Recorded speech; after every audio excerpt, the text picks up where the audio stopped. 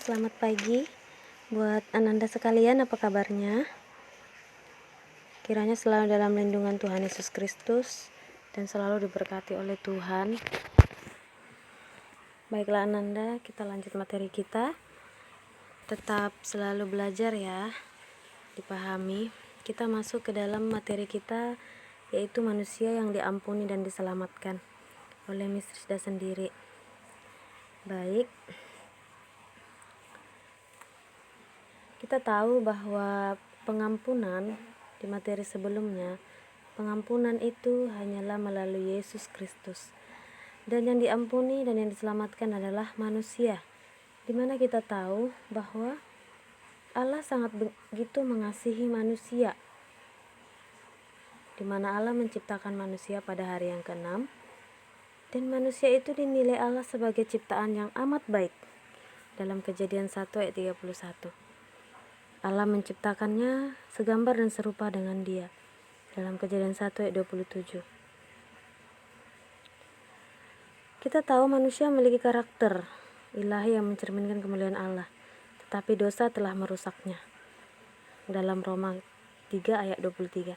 Manusia inilah yang hendak ditebus oleh Allah agar dapat menerima pengampunan Allah. Nah, kita tahu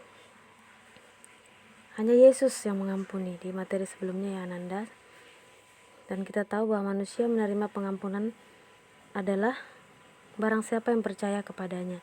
Kita tahu dalam Yohanes 3 ayat 16 di mana Yesus mati di kayu salib. Dia merelakan dirinya demi manusia. Ketika kita menerima pengampunan itu, kita hanya untuk percaya, hanya cukup dengan kita beriman kepada Kristus. Maka kita akan menerima pengampunan. Kita percaya kepada Yesus Allah, kepada keteladanannya, dan kita menjadi teladan seperti Yesus. Baiklah Nanda sekalian, manusia menerima pengampunan adalah mereka yang beriman kepada Kristus dan hidup di dalam pengampunan Allah yang terwujud dalam kekudusan hidupnya. The next.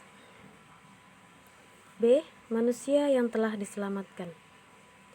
Karya keselamatan di dalam Yesus Kristus adalah sebuah anugerah, di mana ketika manusia jatuh ke dalam dosa, manusia dipanggil keluar dan dari kegelapan menuju terang yang ajaib. Di situ kita tahu respon yang tepat menanggapi keselamatan adalah melalui pertobatan. Kita tahu dalam KBBI, tobat itu adalah sadar dan menyesal akan dosa. Yaitu dosa itu adalah perbuatan yang salah atau jahat dan berniat akan memperbaiki tingkah laku dan perbuatan kembali kepada agama yang benar. Manusia itu menyadari keberdosaan dan kelemahannya, makanya dia harus bertobat dan taat pada perintah-perintah Allah. Menjadikan Yesus Kristus sebagai teladan hidup melalui perkataan, sikap, dan tindakan dalam kehidupan sehari-hari adalah wujud kesediaan melakukan perintah Allah. Melalui teladan Yesus, kita menerapkan nilai-nilai kasih, kebenaran, dan keadilan. Ada contoh, yaitu tentang cerita si Zakeus, di mana dia diselamatkan Tuhan Yesus. Dia seorang pemungut cukai. Pekerjaannya tidak disukai oleh orang Israel karena banyak memungut cukai yang suka memeras orang lain. Akan tetapi, kehadiran Tuhan Yesus di dalam rumahnya telah membawanya pada pertobatan. Dia bersedia mengembalikan berlipat ganda kepada orang-orang yang telah dirugikannya. Ia menerima Yesus sebagai juru selamat pribadi dan menaati semua firman-Nya. Manusia yang telah diselamatkan akan hidup dalam pimpinan Roh dan mengalami perubahan untuk memuliakan Tuhan. Kita next Ananda. C itu diampuni dan mengampuni. Kita tahu bahwa pengampunan Allah terhadap manusia yang berdosa merupakan prakarsa Allah sendiri. Allah mengetahui bahwa manusia yang berdosa tidak mungkin menyelamatkan dirinya. Allah yang terlebih dahulu berprakarsa mengampuni manusia. Jadi, hal ini senada yang disampaikan oleh Rasul Yohanes, kita mengasihi karena Allah lebih dulu mengasihi kita. Dalam 1 Yohanes 3 ayat 16. Selaras dengan itu, Yesus menegaskan bahwa syarat untuk memperoleh pengampunan adalah mau mengampuni.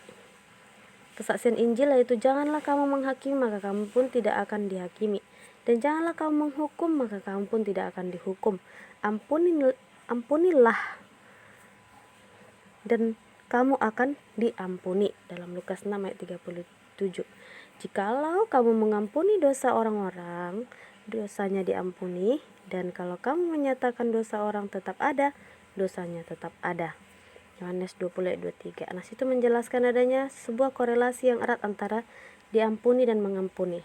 Maka pengampunan dari Allah tidak boleh berhenti pada satu orang, melainkan diteruskan kepada orang lain dari generasi ke generasi. Demikian, pengampunan Kristiani mengajak orang beriman untuk mengampuni dirinya sendiri, sesamanya, dan alam sekitarnya.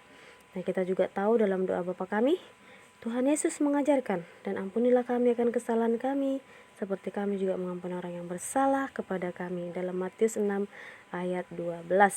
Dan tidak ada orang yang menerima pengampunan tanpa mengampuni.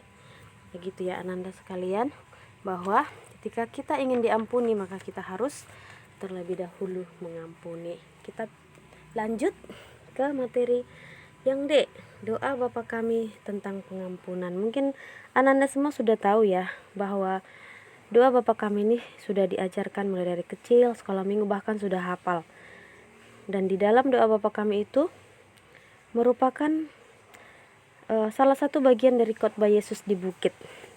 Dalam Matius 6 ayat 12, ampunilah kami akan kesalahan kami seperti kami juga mengampuni orang bersalah kepada kami. Doa ini menjelaskan betapa pentingnya kesediaan mengampuni kesalahan setiap orang, agar kita memperoleh pengampunan dosa dari Allah.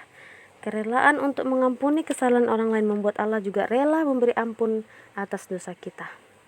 Jikalau kamu mengampuni kesalahan orang, Bapamu yang di surga akan mengampuni kamu juga. Tetapi jikalau kamu tidak mengampuni orang, Bapamu juga tidak akan mengampuni kesalahanmu.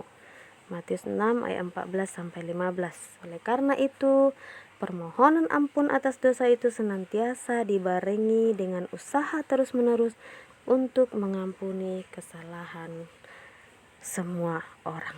Baik, terima kasih Ananda semua. Kiranya dipahami, dimengerti, dan dilakukan, serta selalu berdoa, selalu melakukan firman Tuhan. Tuhan Yesus memberkati. Shalom.